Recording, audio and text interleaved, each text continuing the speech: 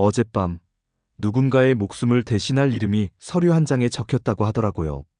그 이름이 누구인지 끝까지 밝히지 않겠다는 목소리가 있었는데요. 그 말투가 이상하게도 너무 차분해서 오히려 등골이 서늘해졌습니다. 그날 이후 사람들의 말과 표정이 조금씩 어긋나기 시작했는데요. 처음엔 사소한 오해인 줄 알았지만 시간이 갈수록 서로의 마음속을 미세하게 긁어대는 가시가 하나씩 박히는 느낌이 났습니다. 고성이는 아침부터 전화기를 쥐고 있었는데요. 새로 맞춰온 건강 관련 서류를 꼼꼼하게 확인하고 있었습니다. 가까이서 들으면 숨을 고르는 소리도 일정했는데요. 누군가에게 설득할 때 쓰는 문장들을 머릿속에서 정리하는 버릇이 또 도드라졌습니다. 타이밍만 맞추면 돼요. 그 아이는 지금 믿을 구심점이 필요하거든요. 고성이는 혼잣말처럼 중얼거렸는데요. 자신의 목소리에 감정이 묻어나지 않도록 더 낮추려는 듯 했습니다. 박진석과 재혼한 뒤로 많은 것을 손에 넣었고 또 잃지 않으려 버텨왔는데요. 이번만큼은 물러설 자리가 없다고 스스로 다짐하는 분위기였죠. 그 시각 지은호는 커피를 내리며 출근 준비를 하고 있었는데요. 음악을 틀어두고 컵을 닦다가도 생각이 자꾸 끊겼습니다. 박성재에게서 온 연락이 머릿속에 맴돌았거든요. 오늘 저녁에 잠깐 걸을래요? 라는 제안이 그렇게 큰일은 아니었는데요. 묘하게 마음을 건드렸습니다. 지은호는 장난스럽게라도 거절할까 했다가 말을 짧게 아끼는 습관 때문에 네, 괜찮아요 정도만 답했는데요. 이상하게도 그 말 이후로 가슴 한쪽에 알 수 없는 파문이 퍼졌습니다. 설레는 것 같기도 하고 부담스럽지 않은데 어쩐지 조심스러운, 설명하기 애매한 감정이었죠. 현장에 도착하니 이지혁이 벌써 도면을 펼쳐놓고 있었는데요. 말수가 적은 편이긴 했지만 그날따라 더 조심스러워 보였습니다. 치수 오차가 살짝 애매하네요. 먼저 체크해봤어요. 지은호는 고개를 끄덕였는데요. 그 말투가 차갑지도 다정하지도 않은 중간 지점이라 도통 손내를 읽기 힘들었습니다. 이지혁은 원래 비혼주의라 주변과 거리를 두는 편이었는데요. 그럼에도 지은호를 볼 때면 시선이 잠깐 멈추곤 했습니다. 그 멈춤이 애써 감춰지려 할수록 공기만 더 빳빳해졌는데요. 서로 말을 아끼다 보니 작은 기색에도 마음이 크게 출렁였습니다. 점심 무렵이 되자 지은호는 가방 속에서 봉투 하나를 발견했는데요. 고성이가 건넸던 건강검진 관련 서류였습니다. 병원 이름과 정밀 검사 항목이 촘촘하게 나열되어 있었고요. 숫자와 코드들이 빽빽했는데 평범한 안내문과는 결이 달랐습니다. 한참을 들여다보다가 다시 넣으려는데 병원 간호사에게서 전화가 왔습니다. 설명이 필요한 부분이 있어서요. 시간 되실 때 들러주세요. 그 목소리가 나긋했는데도 묘하게 급한 기색이 살짝 묻어 있었는데요. 지은호는 반사적으로 네, 시간 맞춰볼게요라고 대답했지만 속으로는 작은 파문이 더 커지는 느낌이 들었습니다. 그날 저녁 박성재는 회의가 끝나자마자 창밖을 한동안 바라봤는데요. 지은호에게 보낸 산책 제안이 괜한 부담은 아니었는지 스스로 점검하고 있었습니다. 박성재는 겉으로는 여유롭고 매너 있는 사람이었는데요. 가까운 친구들 앞에서는 비교적 솔직했습니다. 어릴 적부터 고성이와 거리를 둔 기억이 은근히 마음을 조였고요. 가족이라는 틀 안에서 계산이 먼저였던 시간이 길다 보니 누군가와 편하게 걷는다는 일상이 생각보다 어렵게 느껴졌습니다. 그럼에도 지은호와 있을 때는 조심스럽게 말이 길어지곤 했는데요. 바람 좀 쐬고 오면 마음이 가벼워질 거예요 라는 짧은 문장으로 초점을 낮추려 애쓰고 있었죠. 다음 날 오전 이지환은 지갑을 챙기다가 괜히 거울을 한 번 더 보더라고요. 박영라의 스튜디오에 보디가드 겸 기사로 들어간 뒤로 미묘하게 생활 리듬이 달라졌는데요. 사람을 지키는 일은 단순히 앞에 서는 문제만이 아니라 눈빛과 기색을 먼저 읽어내는 일이기도 했습니다. 박영라는 조용한 사람이었는데요. 필요할 때만 말을 꺼내는 성격이라 이지환에게는 오히려 편했습니다. 그날도 캠퍼스 앞에서 붓을 들다가 말고 오늘 저녁엔 조용한 길로 돌아가요라고 짧게 말했는데요. 목소리 끝이 아주 살짝 떨리는 걸 이지환은 놓치지 않았습니다. 무슨 일 있으셨어요? 라고 묻자 박영란은 고개를 저었는데요.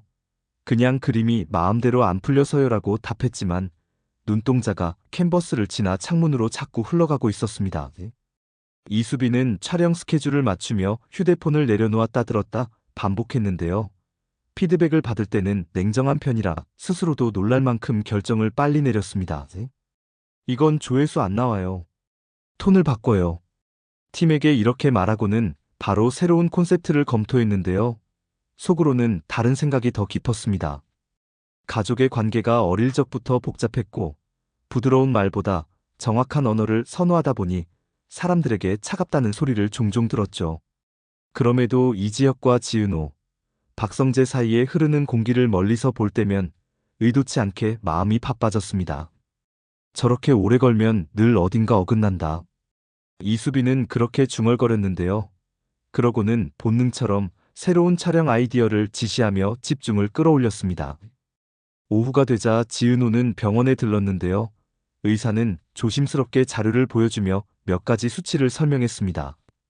특이 소견이라고 단정하긴 어렵지만 확인이 필요해요. 스트레스가 많았나요? 지은호는 고개를 갸웃했는데요.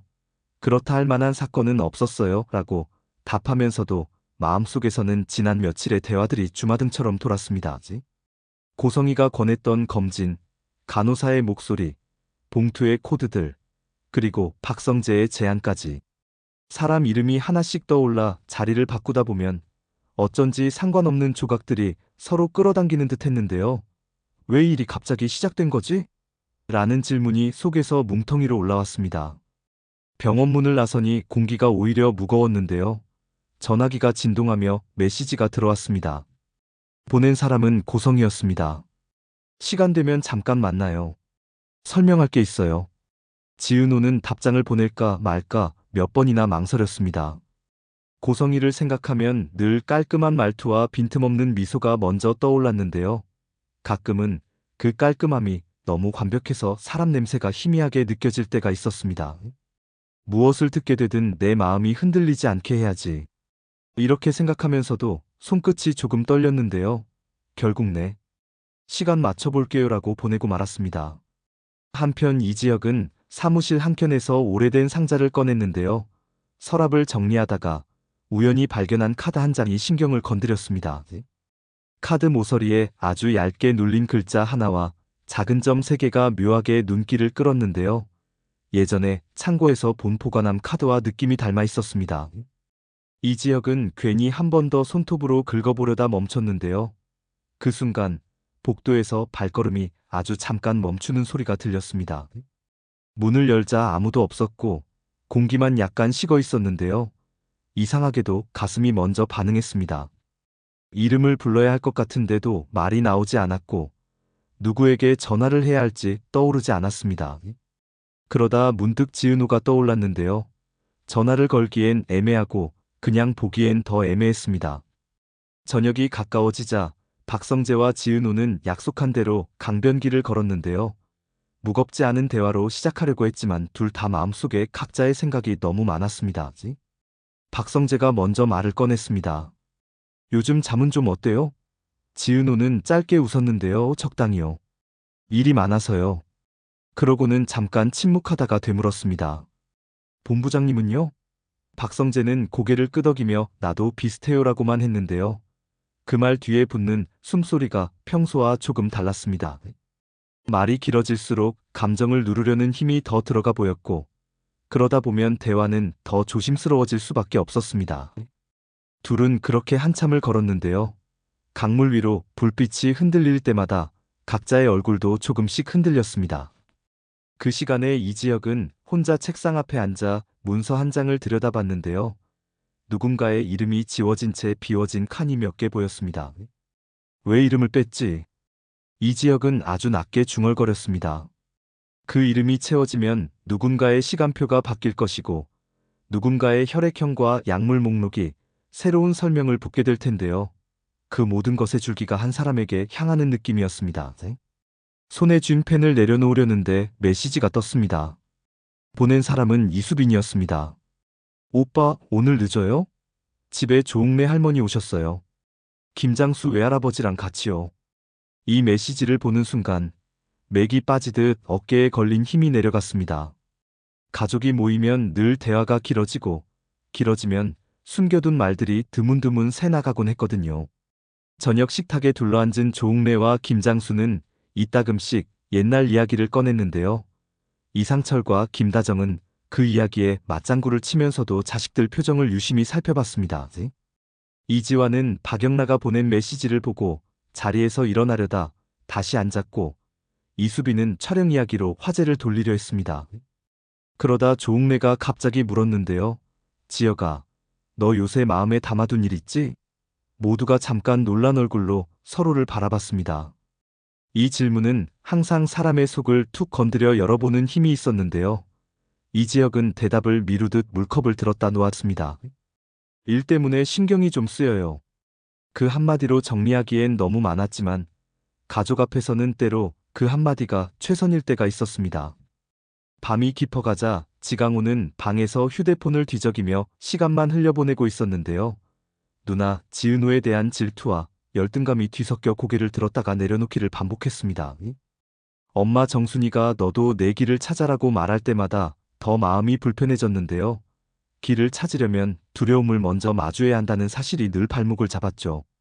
그날은 유난히 창밖이 어두워 보였는데요. 지강호는 메시지 창을 열었다가 닫았습니다. 누군가에게 도움을 청하고 싶었지만 도움을 청하는 스스로를 더 싫어하게 될까봐 손가락이 멈췄습니다. 다음 날 지은호는 고성이를 만났는데요. 테이블 위에는 서류 봉투와 펜 하나가 가지런히 놓여 있었습니다. 고성이는 간단한 안부를 묻고는 본론으로 들어갔습니다. 추가 검사가 필요할 수도 있대요. 너무 걱정할 일은 아니고요. 다만 경우에 따라 빠르게 진행하는 게 좋아요. 말투는 온화했는데요. 문장 끝마다 미세한 압력이 느껴졌습니다. 지은호는 잠깐 숨을 고르고 물었습니다. 제가 꼭 지금 결정해야 하는 건가요? 고성이는 웃음을 잃지 않고 답했습니다. 지금이요. 그 짧은 한 단어가 공기에서 유난히 크게 울렸습니다. 그날 밤늦게 박성재는 차 안에서 어머니 고성이에게 전화를 걸지 말지 고민했습니다. 결국 버튼을 눌렀는데요. 상대는 생각보다 빨리 받았습니다. 무슨 일로 이 시간에? 박성재는 바로 물었습니다. 어머니, 혹시 누군가의 이름을 서류에서 빼셨어요? 고성이는 잠깐 멈췄다가 아주 부드럽게 대답했습니다. 쓸데없는 상상은 그만해. 그 말은 대화를 닫는 도끼날처럼 짧고 날카로웠는데요. 박성재의 가슴 속에서 무언가 서늘하게 식어갔습니다. 쓸데없는 상상이라는 말은 종종 진실을 감추기 위해 쓰이는 가장 빈틈없는 포장지처럼 느껴졌습니다. 며칠 뒤 오후, 이지혁은 작업실로 들어서는 지은호를 보고 잠깐 멈칫했습니다. 지은호의 얼굴에 기색이 옅게 흐르고 있었는데요. 말하지 않아도 잠을 제대로 못 잔 티가 났습니다. 도면은 오전에 수정했습니다. 오후에는 현장 점검이 있어요. 형식적인 말부터 꺼냈다가 스스로 어색해졌습니다. 지은호는 고개를 끄덕이며 알겠어요 라고 했는데요. 그 뒤에 말이 이어지지 않아 둘 사이에 한 박자 길게 비어있는 시간이 생겼습니다. 그때 이지혁이 낮게 말했습니다. 혹시 어려운 일이 있으면 말해요. 그 말이 너무 단단해서 지은호는 시선을 피했습니다. 고맙습니다. 아직은 괜찮아요. 입술 끝이 아주 조금 떨렸는데요. 이지혁은 더 묻지 않았습니다. 묻지 않아도 마음이 흔들릴 때가 있거든요. 같은 시각, 이지화는 박영나와 이동 중이었는데요. 신호대기 중에 아이들 무리가 뛰어가는 걸 본 박영나가 갑자기 웃었습니다. 그 웃음이 잠깐이었다는 걸 이지화는 알아챘습니다. 오늘은 돌아가는 길을 바꿀게요라고 말하자 박영나는 고개를 끄덕였습니다. 그 순간 차창 너머로 보이는 건물 간판이 괜히 눈에 들어왔는데요. 몇 날 며칠 머릿속을 휘감던 병원 이름이 거기 그대로 있었습니다. 혹시 여기 들를 일 있으셨어요? 라는 질문이 목구멍까지 올라왔다가 멈췄습니다. 물어보면 답이 생기지만 답을 감당할 준비가 되어 있지 않으면 질문은 칼날이 되거든요. 그날 밤 박진석은 늦게까지 사무실에 머물렀습니다. 서류를 정리하다가 창밖을 보며 오래 서 있었는데요. 세상에서 가장 무거운 질문은 언제나 집안에서 시작된다고 생각하는 사람이었습니다. 고성희와의 재혼으로 지켜야 할 것과 버려야 할 것의 선을 계속 조정해 왔는데요. 언젠가는 그 선을 누군가가 거칠게 넘어올 거라고도 알고 있었습니다. 선은 지키라고 있는 건데 누구는 돌려 그어야 한다고 믿지. 박진석은 그렇게 중얼거렸고 바로 다음 장을 넘기지 못했습니다. 주말이 다가오자 사람들이 조금씩 더 솔직해졌는데요. 말은 아껴도 마음은 더 이상 지연을 선택하지 않았습니다. 이수빈은 촬영을 마치고 스튜디오 소파에 앉아 휴대폰을 오래 들여다봤습니다. 지은호에게 메시지를 보냈다가 지웠고 다시 보내려다가 그만두었습니다. 무심하게 보이더라도 알았으면 좋겠는 말을 어떻게 써야 할지 도통감이 오지 않았습니다. 그러다 짧게 보냈습니다. 언니, 혹시 필요하면 내가 같이 갈게요. 그 문장에는 자신도 모르게 여러 겹의 마음이 포개져 있었는데요. 보낸 뒤에 괜히 창문으로 시선을 옮겼습니다. 박성재는 약속 장소에 조금 일찍 나와 벤치에 앉았습니다. 잠시 뒤 이지혁이 나타났는데요. 둘은 오랜 친구처럼 앉아 있으면서도 서로의 얼굴을 길게 보지 않았습니다. 침묵 끝에 박성재가 먼저 말했습니다. 네가 본 게 있다면 지금 말해. 이지혁은 고개를 들었다가 내려놓았습니다. 확신은 없어요. 그런데 누군가가 이름을 뺐어요. 그리고 누군가가 그 이름을 넣으려 하고 있어요. 박성재는 눈을 감았다 떴습니다. 그 이름이 누구 건지 알겠어?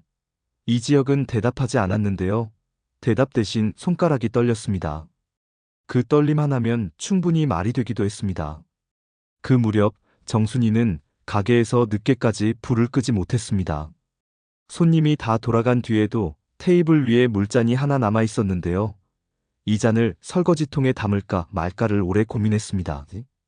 마음속이 조용히 흔들리면 사람은 가장 쉬운 일도 자꾸 미룹니다. 정순이는 결국 잔을 씻으며 생각했습니다.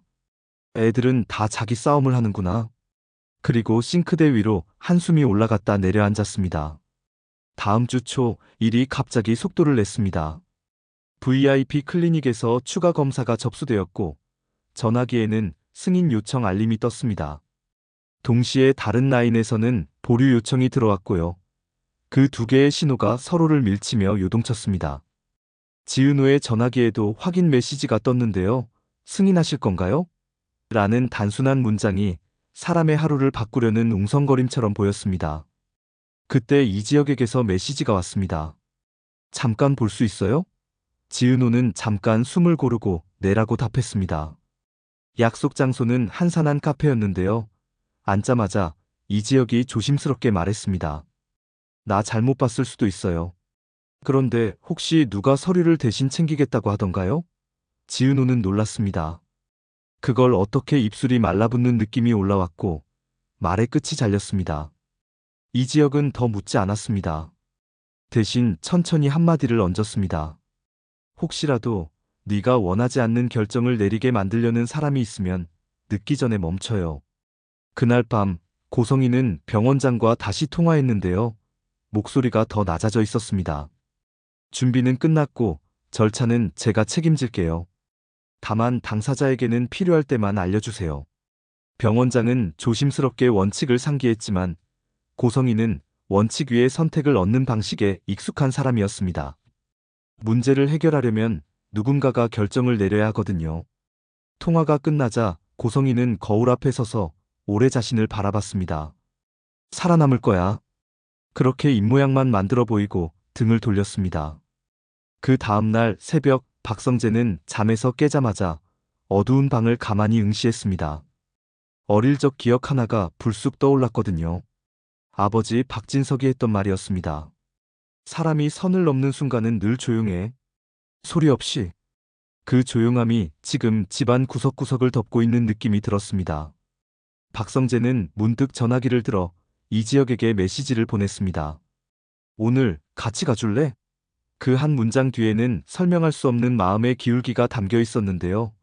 이지혁은 곧바로 그래요라고 답했습니다. 오전, 병원 복도는 유난히 길게 느껴졌습니다. 지은호는 차례를 기다리며 손을 맞잡았다 풀었다 반복했는데요. 화면에 뜬 번호는 쉽게 바뀌지 않았습니다. 그때 옆자리에서 조용한 목소리가 들렸습니다. 괜찮아요. 박영나였습니다. 우연이라도 이렇게 마주칠 확률이 얼마나 될까 생각하며 둘은 잠깐 웃었습니다. 박영란은 가볍게 말했습니다. 저도 검진 때문에 왔어요. 말투는 담백했는데요. 눈동자는 어딘가 조금 멀었습니다. 둘은 한동안 아무 말 없이 앉아 있었고 잠시 뒤 각자의 이름이 불렸습니다. 그날 오후 이수빈은 촬영장에서 갑자기 일을 멈추게 하고 팀을 불러 모았습니다. 오늘은 여기까지. 내일은 콘셉트 바꿔요. 이유를 묻는 스태프에게 이수빈은 짧게 답했습니다. 이야기가 달라졌어요. 누구의 이야기인지는 말하지 않았지만 그 말은 묘하게 모두에게 설득력이 있었습니다. 팀은 고개를 끄덕였고 이수빈은 창가에 서서 하늘을 올려다봤습니다. 끝까지 버티는 사람이 결국 그림을 바꾸더라. 그렇게 중얼거렸습니다. 저녁 무렵이 되자 박성재와 이지혁은 병원 근처 카페에서 마주 앉았습니다. 말보다 침묵이 조금 더 많았는데요. 그 침묵이 허투루 흘러가지 않게 서로의 숨을 조금씩 맞췄습니다. 그리고 거의 동시에 휴대폰이 울렸습니다. 보낸 사람은 서로 달랐지만 내용은 비슷했습니다. 오늘 중으로 결정을 내려야 합니다. 두 사람은 동시에 고개를 들었습니다. 지금이야?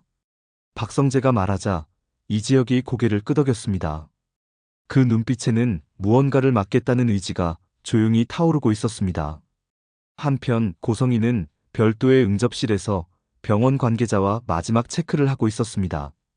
당사자 설득은 제가 맡겠습니다. 문장을 또박또박 말하고 나니 손끝이 조금 차갑게 식었습니다. 그때 문이 열리고 박성재가 들어왔습니다. 표정은 부드러웠지만 눈빛은 단단했습니다. 어머니, 여기서 멈추세요. 고성희는 잠깐 미소를 지었는데요. 넌 지금 무엇을 근거로 그렇게 말하니? 라고 되물었습니다. 박성재는 숨을 고르고 솔직하게 말했습니다. 근거는 부족해요. 하지만 충분히 이상해요. 이름이 지워졌고 서류가 비었습니다. 그리고 어머니가 그 빈칸을 채우려 하고 있어요. 고성희의 눈매가 아주 얕게 흔들렸습니다. 사람은 살고 싶어 해. 나도 그래. 그 말은 변명이나 해명이 아니라 선언처럼 들렸습니다. 잠시 후 지은호에게서 전화가 왔습니다. 목소리는 평소와 다르지 않았는데요. 끝부분이 아주 조금 떨렸습니다. 승인 보류했어요. 더 확인하고 결정하려고요. 박성재는 안도의 숨을 쉬며 말했습니다. 잘했어요. 서두르면 안 돼요. 통화를 끊고 나자 이지혁에게서도 메시지가 도착했습니다. 나도 같이 확인하자고 했어요. 사람들의 선택이 서로 얇은 끈처럼 연결되어 흔들렸는데요. 그 흔들림이 방향을 바꾸기 시작했습니다. 그날 밤 집으로 돌아온 이상철은 거실 불을 켜둔 채 서 있었습니다. 김다정은 차를 데워놓고 천천히 잔을 건넸습니다. 둘은 말없이 앉아 있었는데요. 이런 시간은 늘 서로의 숨만으로도 충분했습니다. 잠시 후 이상철이 말했습니다. 아이들이 자기 자리에서 자기 몫을 하겠지. 김다정은 고개를 끄덕였습니다. 그럼요. 그렇게 배웠으니까요. 흔들리던 마음이 아주 조금 가라앉는 순간이었습니다. 다음 날 뜻밖의 반전이 새벽 메모 하나로 드러났습니다. VIP 클리닉의 내부 기록 중 일부가 자동 백업되며 남긴 로그에 동일한 기기에서 서로 다른 계정으로 승인 시도가 반복된 흔적이 확인된 거예요. 이름을 지우고 넣으려는 움직임이 한 사람의 손에서만 이루어진 게 아니었을 수도 있다는 점이 암시되었는데요. 특정 시간대에 맞춰 두 개의 승인선이 교차했다는 사실이 파악되었습니다. 그 시각 주변에 있었던 사람은 많지 않았고 누구의 계정인지 분명히 밝혀지지 않았습니다. 이 소식이 전해지자 박성재는 즉시 보류 요청을 공식 라인으로 올렸고 이지혁은 내부 보안 기록의 열람을 요청했습니다. 증거가 완벽하지는 않았지만 의심의 방향이 한 곳으로만 향하지 않게 지렛대를 여러 개 걸어둔 셈이었죠. 소식이 퍼지자 사람들의 마음도 조금씩 빚어졌습니다. 지은호는 오전 내내 전화가 오가며 설명을 들었고요. 오후에는 혼자 조용한 길을 걸었습니다. 내가 뭘 놓치고 있지? 스스로에게 물었는데요. 답은 아직 오지 않았습니다. 그러다 문득 정순이의 목소리가 떠올랐습니다. 사람은 자기 두려움을 마주 볼 때 제일 단단해져. 그 말이 오늘따라 유난히 또렷했습니다. 지은호는 발걸음을 멈추지 않고 대신 속도를 고르게 했습니다. 밤이 찾아오자 서로 다른 집에서 서로 다른 사람들이 같은 하늘을 보고 있었습니다. 이 지역은 불을 끄고 잠시 눈을 감았다가 떴는데요. 마음속에서 한 문장이 또렷해졌습니다. 지금 멈추면 길이 바뀐다. 박성재는 책상 위 서류를 고르게 맞추며 속으로 숫자를 셌고요. 고성희는 어두운 창문에 비친 자신의 얼굴을 한동안 응시했습니다. 박영란은 캠퍼스 위에 조용히 색을 얹었는데요. 그 색은 설명할 수 없는 모양으로 번졌습니다. 이수빈은 알람을 2개 더 설정했고 이지환은 차 열쇠를 쥔 손에 조금 더 힘을 주었습니다. 조옥래와 김장수는 불 꺼진 거실에서 텔레비전을 보다가 서로를 힐끗 한번 보며 웃었고 이상철과 김다정은 창문을 닫았습니다. 지강호는 침대에 누워 눈을 감았는데요. 오래 묻어둔 질문 하나가 천천히 떠올랐습니다. 나는 지금 누구의 그림자에서 벗어나려는 거지? 그리고 마지막으로 아직 밝히지 않은 조각 하나가 조용히 빛을 띠기 시작했습니다. 이름이 지워진 서류의 빈칸, 교차한 승인 로그, 서로 다른 시간대의 전화, 사람들의 망설임과 결심. 이 조각들이 언젠가 하나의 그림으로 맞춰질 텐데요. 그 그림이 어떤 모양일지 아직 아무도 모릅니다. 다만 분명한 건 누군가는 선을 지키려고 하고 또 누군가는 선을 옮기려고 한다는 사실이었는데요. 선을 지키는 쪽이든 옮기는 쪽이든 결국 책임은 스스로에게 돌아온다는 단순한 진실이었습니다. 어느 늦은 밤, 지은호의 전화기가 조용히 울렸습니다. 발신자는 저장되지 않은 번호였는데요. 짧은 메시지가 하나 남았습니다. 지금은 말할 수 없어요. 하지만 빈칸을 채운 사람이 한 명만은 아니에요. 그 문장을 읽는 순간 지은호의 눈빛이 아주 조금 달라졌습니다. 두려움과 호기심이 같은 힘으로 맞붙었고 그 사이에서 마음이 흔들리기보다 오히려 단단해졌습니다. 그럼 확인하면 되지. 지은호는 그렇게 속으로 답하고 창문을 닫았습니다. 바깥 공기가 차갑게 식어가고 있었는데요. 이상하게도 가슴속은 그 어느 때보다 따뜻했습니다. 이제부터 사람들은 각자의 자리에서 한 걸음씩 나아갈 텐데요. 누군가는 뒤를 돌아보고 누군가는 앞만 보겠죠. 선택의 방향은 다르지만 모두가 같은 결말을 향해 묶여있는 느낌은 지워지지 않을 겁니다. 고성희가 무엇을 더 준비해 놓았는지, 박성재가 어디까지 버틸 수 있는지, 이지혁이 어느 순간 말을 택할지, 이수빈이 어떤 프레임으로 이야기를 바꿀지, 이지환이 어떤 길목을 지킬지, 박영라가 캠퍼스에 어떤 마지막 색을 얹을지, 지강호가 끝내 어떤 질문을 자기 이름으로 바꿀지, 그리고 무엇보다 지은호가 자신의 이름으로 자신의 결정을 어떻게 지켜낼지. 다만 한 가지는 분명한데요. 빈칸은 오래 비워두면 곰팡이가 피지만 정확한 이름을 적으면 기록이 됩니다. 기록은 지워지지 않고 시간이 지난 뒤에도 사람의 선택을 증언하죠. 누군가는 기록을 두려워하고 누군가는 기록에 기대어 선을 지킵니다. 이 이야기의 빈칸에는 곧 이름이 들어갈 텐데요. 그 이름이 누구인지 모르는 상태가 오히려 사람들을 더 정직하게 만들 수도 있습니다. 모를 때는 상상으로 도망가지만 알게 되면 책임으로 돌아오거든요. 그래서 오늘 밤의 결론은 아주 단순합니다. 서류의 빈칸은 아직 비어 있는데요. 그 빈칸을 채우려는 손은 둘 이상이고 서로 다른 이유를 품고 있습니다. 한 손은 생존을 말하고 다른 손은 관계를 말하죠. 그리고 그 사이에서 지은호는 드디어 자기 이름으로 자기 선택을 하겠다고 마음을 정했습니다. 두려움은 여전하지만 망설임은 조금 줄어들었습니다. 다음 장에서 밝혀질 답은 아직 남겨두겠습니다. 왜냐면 사람들이 끝까지 보게 만드는 건 언제나 조금 모자란 설명과 조금 더 보고 싶은 마음이거든요. 이제부터 진짜 이야기는 시작인데요. 누가 빈칸을 채우고 누가 빈칸을 지울지 여러분이 가장 궁금해하는 그 순간을 위해 조금만 더 마음을 붙잡아 두시길 바랍니다. 오늘 준비한 이야기는 여기까지입니다. 구독과 좋아요, 알림 설정 부탁드립니다. 끝까지 시청해주셔서 감사합니다. 행복한 하루 보내세요.